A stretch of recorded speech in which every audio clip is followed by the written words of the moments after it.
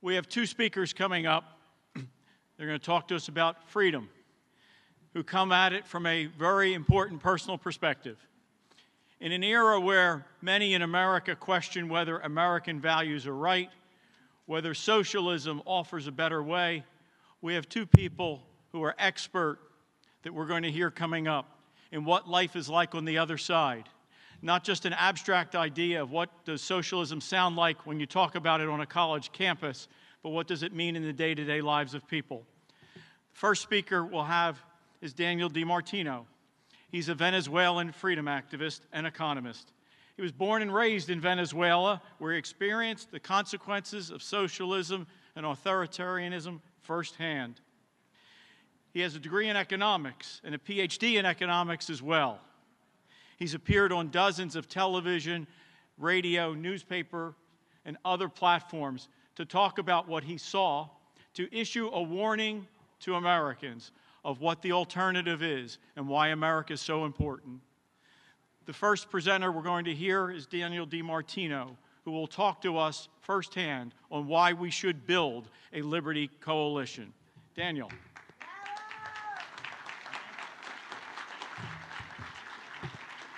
Hi, everyone. Question here. Has anybody been to a grocery store this week? Right? I imagine when you went to the grocery store, it was a relatively normal experience that you've done many times. Maybe you went in, bought something in 15 minutes, went out, maybe for the week. Maybe you just needed something to cook at dinner that same day, and then you headed your way. That is a very different experience from my last experience in a grocery store when I was just out of high school in Venezuela, just 7 years ago. And it is a very different experience because my last time in a grocery store, they took my fingerprints to see whether I could purchase what I wanted to purchase because there was a government quota on every basic item. Other times, we were rationed food or equivalent to the Social Security number, and based on your number, you were assigned a day of the week to go to the grocery store. Because my ID number ended in number 1, I could go only on Mondays and Saturdays. Unfortunately, my dad was also assigned Mondays and Saturdays. That's actually a problem. You'd say, well, you guys can go together, that's better. But it's not, because you don't know which day of the week there's going to be a new truck with supplies for the market. So this is what life was like for me growing up in a country that was unrecognizable from the country of my childhood. Venezuela used to be the 4th richest country in the world. I'm talking about only the United States, Australia, and Switzerland in the 1950s were richer than Venezuela. Why? Because Europe was ravaged by World War II. And where else was left? The rest of Latin America, military dictatorships, very poor. Africa, Asia, also ravaged. But Venezuela was a refuge for everybody around the world who wanted to work and have a great life. And that all changed during my lifetime as a socialist regime that promised people, I'm going to take care of you. I'm going to give you free housing, free food, free healthcare, free education, free utilities, free gasoline, everything you can imagine. And indeed, gasoline was free. They built public housing for anybody who wanted it, or at least had a connection, but indeed many. They created new universities that gave away free college degrees that became worthless because they were from these socialist universities that nobody respected. And the money yet had to come from somewhere. That somewhere was not the taxpayer. They couldn't take it from us. It was mostly coming from oil. And it came from printing money. As inflation went up, guess who they blame? They blame the business owners. It's the greedy businessmen who are raising prices. Doesn't that sound familiar? It sounds familiar because it's the same tactic that's been used by leftist regimes all over the world throughout history for the consequences of the policies they implemented. But the case of Venezuela is important because it's different from the cases of Cuba or China or the Soviet Union or Eastern Europe. Because Venezuelans voted for these people. The Cubans did not vote for Castro, the Soviets did not vote for Lenin, and the Chinese people did not vote for Mao Zedong. The Venezuelan people did vote for Hugo Chavez.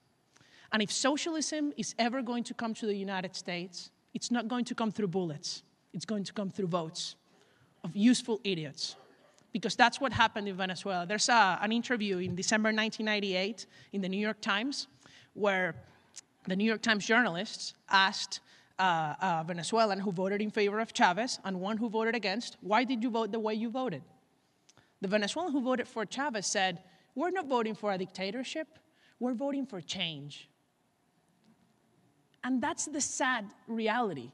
The people who voted for them did not know what they were voting for. And that's my fear in the United States. It is my fear because when I came to America, I went through college here.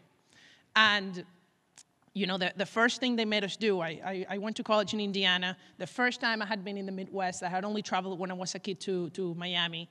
And, you know, it was a wonderful experience. I met many friends, lifelong friends. I'm actually going back tomorrow there. But the college indoctrination machine is everywhere, even in state universities in very red states. When I told you that the first thing in student orientation was a walk of privilege, where if you were a woman, you had to take a step back.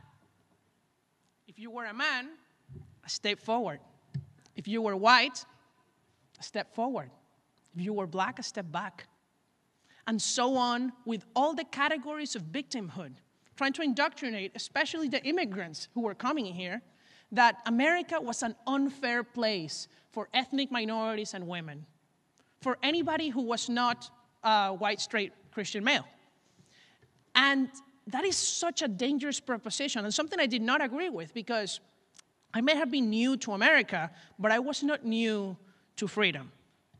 You know, when I was living in Venezuela and I saw inflation skyrocket, you know, to the point that I couldn't fit enough cash in my wallet to buy an empanada in my high school, to, you know, the price controls and government regulations that forced my mom to, instead of keep going in her family business, which was a gas station, when our incomes dropped to literally $100 a month, which is what we were making, $100 a month. Imagine having to live with that. She started a chocolate business, and you know, it was basically making bonbons for first communions, marriages, things like that. She's an amazing cook. I mean, I wish she was here and she could have like catered for you because she's incredible. But because chocolate was government regulated, we had to smuggle chocolate so that she could do business.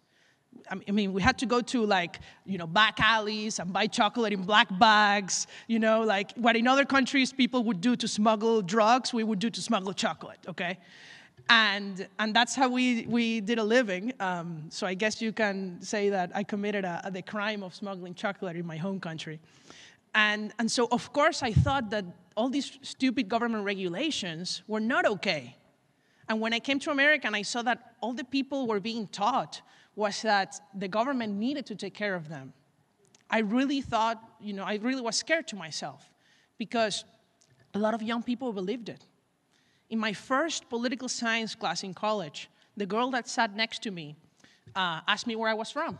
And I told her that I was from Venezuela. She had no idea where Venezuela was. That's okay. You know, people don't need to know. But the bad part was what came after is like, oh, I feel so bad to be an American. I wish I was not an American. I wish I was Irish or something else. That's what she said. And I'm like, I wish there was an exchange program in which we could trade. But, you know, like, you don't know what you have. And that's the problem. Americans don't know what they have. That's why last year, seeing what happened in places like the state of Florida, where they passed a law requiring the teaching of the atrocities of socialist and communist regimes around the world in all public high schools, I began a project called the Dissident Project. The Dissident Project is a nonprofit that is a speakers bureau of immigrants from socialist countries. And we send them, and including myself, to high schools all over the United States at no cost, with the goal of teaching. Thank you. We have an amazing group of speakers from North Korea, Zimbabwe, Eritrea, China, Cuba, Venezuela, and many other places. We keep recruiting people. And honestly, it's amazing to see how when speakers like that talk from firsthand experience to the students, we do something that's even better than you know, things like let's ban critical race theory. Sure, we should ban critical race theory. I agree with that. But it's not enough to stop teaching bad things to our children. We have to start teaching good things.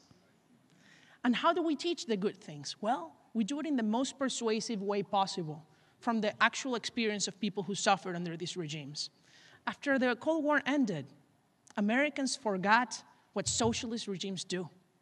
And now when they're taught about things like the Soviet Union, they're taught about the Soviet Union and China, not about the atrocities those governments commit against their population. They just teach about it in a way like, oh, yeah, they're enemies, foreign policy, rivalry.